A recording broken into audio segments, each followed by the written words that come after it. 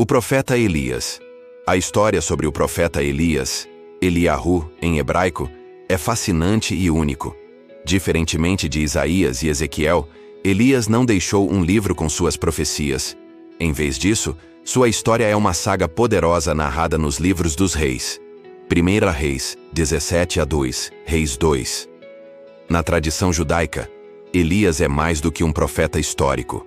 Ele é uma figura eterna, cujo retorno é aguardado antes da chegada do Messias. A seguir, apresenta uma narração de seus feitos e profecias em ordem cronológica, integrando na Bíblia com as ricas interpretações do Talmud, do Midrash, da Cabala e do folclore judaico. O profeta do zelo, a saga e o legado de Elias. O tisbita Elias surge abruptamente na história de Israel durante o reinado de Acabe, século 9 a.C., um período de intensa crise espiritual. Acabe, influenciado por sua esposa fenícia, Jezabel, havia promovido o culto a Baal em todo o reino do norte de Israel, levando o povo à idolatria. Elias aparece como uma força da natureza, um homem de zelo ardente e fé inabalável, cuja missão era confrontar a idolatria e reafirmar a soberania exclusiva do Deus de Israel. A profecia da seca e os milagres de sustento na Bíblia, 1 Reis 17. A primeira aparição de Elias é dramática. Ele se apresenta diante do rei Acabe e decreta um juízo divino. Tão certo como vive o Senhor, Deus de Israel, perante cuja face estou, nem orvalho nem chuva haverá nestes anos, senão segundo a minha palavra. Imediatamente, Elias é instruído por Deus a se esconder. Primeiro, junto ao ribeiro de Querite, onde é alimentado por corvos. Depois, na cidade fenícia de Sarepta, na casa de uma viúva pobre. Ali, ele realiza 2 milagres. A farinha na panela e o azeite na botija da viúva não se acabam durante toda a seca. E mais tarde, ele ressuscita o filho dela, que havia morrido. Interpretação na tradição judaica. O poder da palavra. O Midrash enfatiza que a seca foi um decreto medida por medida. Como Israel abandonou a Deus, a fonte de toda a vida, água viva, eles foram punidos com a falta de água. A tradição vê Elias como alguém tão conectado a Deus que seus próprios decretos tinham poder celestial. Os corvos e a viúva. Os sábios talmúdicos debatem por que Elias foi alimentado por corvos, considerados animais impuros. Uma interpretação é que isso serviu para refinar o próprio zelo de Elias, forçando-o a depender da providência divina através de canais inesperados. Sua estadia com a viúva fenícia demonstra que a compaixão e o poder de Deus não se limitam às fronteiras de Israel. O desafio no Monte Carmelo. Na Bíblia, 1 Reis 18. Após 3 anos de seca, Deus envia Elias para confrontar Acabe e o profetismo de Baal. Elias propõe um desafio épico no topo do Monte Carmelo. De um lado, 450 profetas de Baal. Do outro, apenas Elias. Cada lado prepararia um sacrifício, mas sem atear fogo.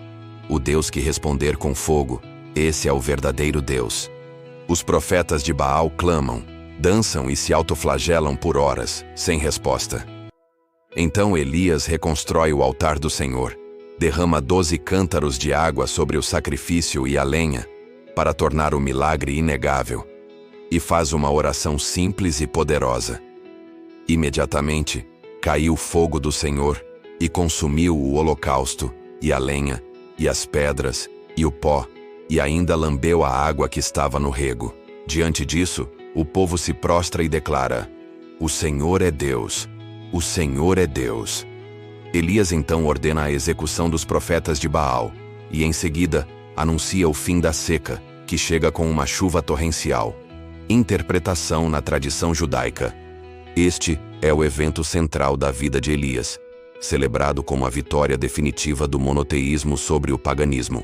É visto como um momento em que os céus se abriram para validar a fé de um único homem contra uma nação inteira.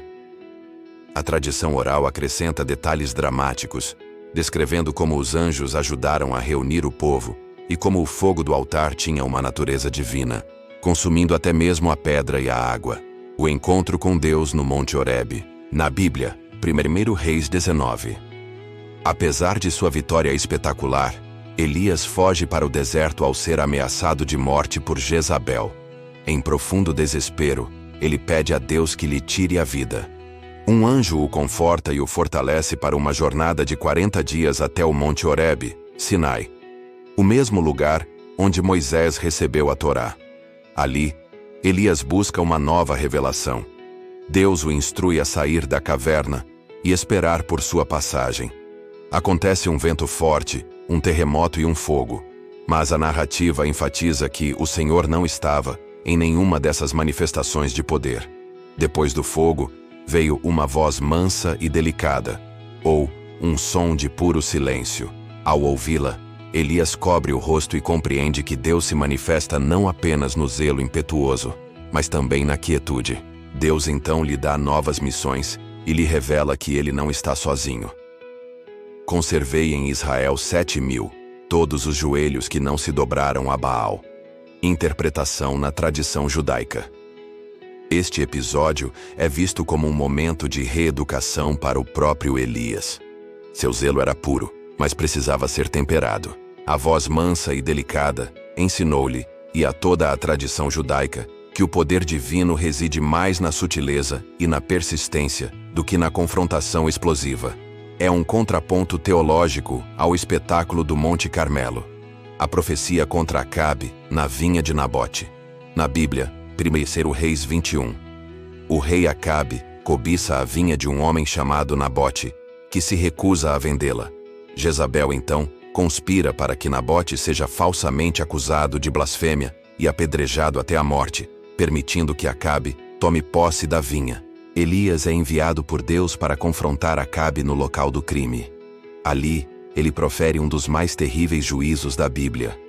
No lugar em que os cães lamberam o sangue de Nabote, lamberão também o teu próprio sangue. Os cães devorarão Jezabel dentro dos muros de Jezreel. Esta profecia se cumpre de forma literal nos capítulos seguintes. Interpretação na tradição judaica. Este evento solidifica o papel de Elias como o defensor da justiça social. Ele não é apenas um combatente da idolatria, mas também um campeão dos oprimidos contra a tirania do poder. A tradição judaica vê este ato como um lembrete fundamental de que a liderança política está sujeita à lei moral e divina. A ascensão aos céus. Na Bíblia, 2 Reis 2. O fim da vida terrena de Elias é tão dramático quanto seu início. Sabendo que seria levado por Deus, ele viaja com seu discípulo, Eliseu. Em um momento culminante, eis que um carro de fogo, com cavalos de fogo, os separou um do outro, e Elias subiu ao céu num redemoinho. Ele não morre, mas é transladado. Interpretação e o legado eterno na tradição judaica. Este evento é a base para o papel único e contínuo de Elias no judaísmo. O arauto do Messias, a profecia de Malaquias 4:5, afirma: Eis que eu vos enviarei o profeta Elias, antes que venha o grande e terrível dia do Senhor.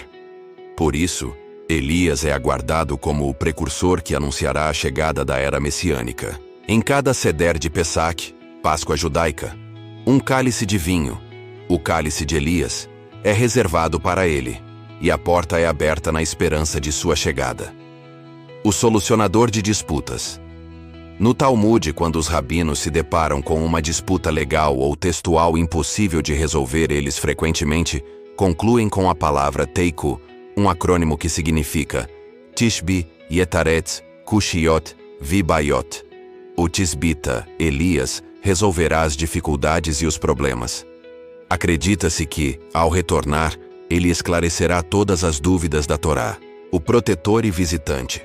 Inúmeras histórias no folclore judaico e no Talmud narram aparições de Elias disfarçado de mendigo ou viajante para testar a bondade das pessoas, ajudar os pobres e proteger os judeus do perigo. Ele é também o convidado invisível em cada cerimônia de Brit Milá, circuncisão, onde uma cadeira é reservada para o anjo da aliança.